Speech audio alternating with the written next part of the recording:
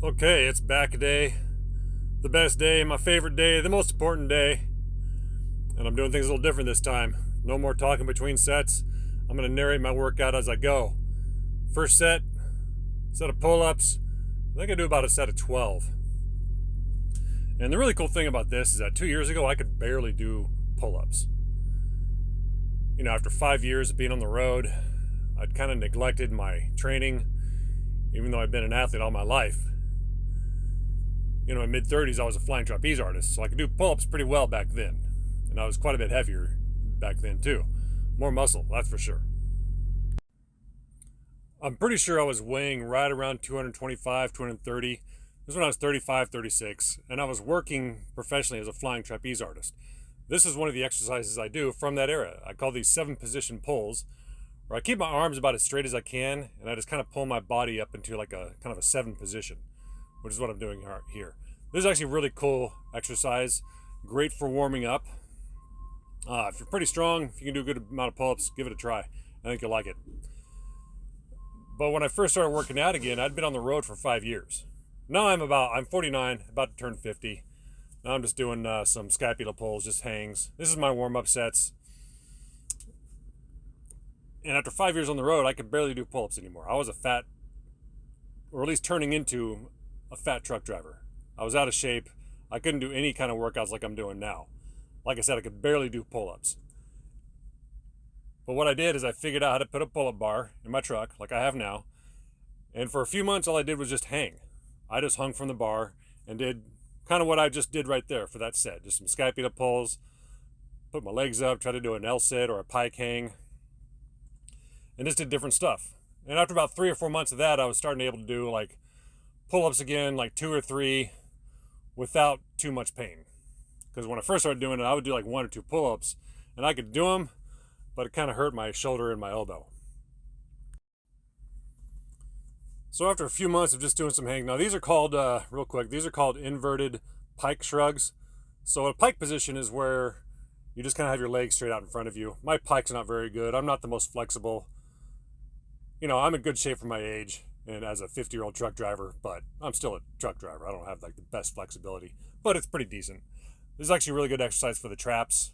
I also think being inverted like that is just good for overall blood flow. And I'm trying to do a quick L sit or pike hang before finishing up. This workout was pretty quick, but back to pull-ups. After a few months, I was finally able to start doing pull-ups again, and I just started doing. This is when I started just working out every day, 5-10 minutes a day, just doing some joint prep, some stretching, mobility work, and then I just kind of evolved from there. And that's what you do. You just kind of start training 5 minutes a day. If you're way out of shape, you haven't trained for a while, and maybe you've never trained. Okay, here I'm doing some front lever tuck rows. Great for overall back development. This is a tough exercise. This is one of the hardest exercises I do. I'm able to pull off about 8 reps there. So fairly solid. Still need to work on range of motion, but one of my favorite exercises right there. And I'm just supersetting between the inverted pike shrugs and the front lever tuck rows. But after a while, if you stick with it every day, 5 minutes a day, now I'm going back into some inverted shrugs again, it'll build over time. So I just focused on staying consistent. I kept it simple, and it just kept evolving. Now I've been working out every day for about 2 years, and I'm in pretty much the kind of shape that I want to be. Right now, I'm just working on getting stronger, improving my strength to weight ratio, my flexibility, my mobility. I'm skipping rope more often. That's something I do when I'm done for the day. If it's a nice day and I got some space, I'll get out of the truck and just skip some rope for like a good 4 or 5 minutes. I think that's a lot more efficient than walking. I like to walk too. When I'm at a nice rest area, I'll go for a walk. But that's not something I'm always able to do. And I also think skipping rope is just more efficient as far as just doing cardio or doing some general conditioning. There's more benefits to it. It keeps the feet stronger, the lower legs, the calves. I get a nice pump, and it's just good for coordination and rhythm and a whole bunch of other good things. But as far as just working out on the road, I just kept at it every day. And I think now at almost 49 years old, about to turn 50 here in a few months, And the fact that I live in this truck, like this is my home for 8, 9, 10 months out of the year. I do take some time off in the winter. I kind of go do some traveling because I don't have a home or a house or car or anything like that. I just live on the road or I go travel. That's kind of how I live. It's not the easiest way to do it, but it's a pretty cool way to do it. It's actually a pretty cool way of life. But I've always trained all my life. Through my teens, 20s, and 30s, I've been doing this kind of stuff my whole life. You know, I started competing in track and field when I was in grade school. Then I went to wrestling in junior high and high school. And when I was 12 or 13, that's when I really started to study how to train to become a better, stronger athlete. And it started with the Wrestling Physical Conditioning Encyclopedia and Arnold's Encyclopedia of Bodybuilding. And through most of my 20s and 30s, that's mostly what I did. I just lifted weights. And the workout's coming to an end here, so I got to wrap this up. And I didn't really get into bodyweight training until my early mid-30s. And after doing that for a while, I started making really good improvement. Rapid improvement in just strength, athletic ability.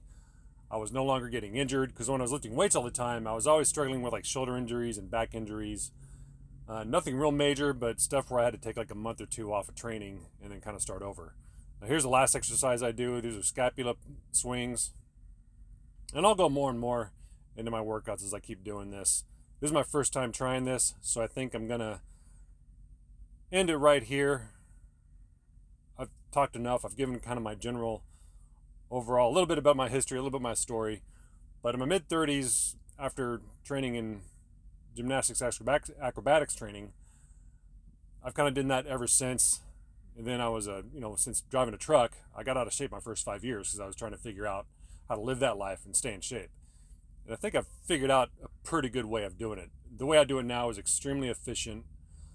This workout in total was about 20 minutes. I just edited out the minute rest I did between each set. And the total training time is about 7 minutes, if that. And the really hard sets were only the last 3 or 4 sets. So of the 17 minutes that this workout took from start to finish, it was only about 1 or 2 minutes of actual really hard training. And that's really what it takes. You've got to prepare for that hard training, but it's not that hard. It's just challenging. It's a little uncomfortable. That's about it. You just have to learn how to do it and how to do it properly and how to set it up and follow a decent structure. That's it for now. This video is about to end. You'll see. I'm going to sign off here. We'll do more of these in the future. This is actually pretty cool, so we'll do it again for sure. Bye for now.